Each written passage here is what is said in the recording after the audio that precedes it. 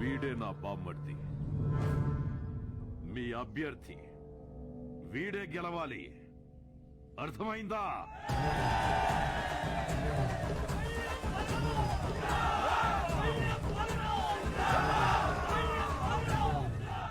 కానీ ఇక్కడే కేంద్రం వీళ్లకి దిమ్మ తిరిగే షాక్ ఇచ్చింది.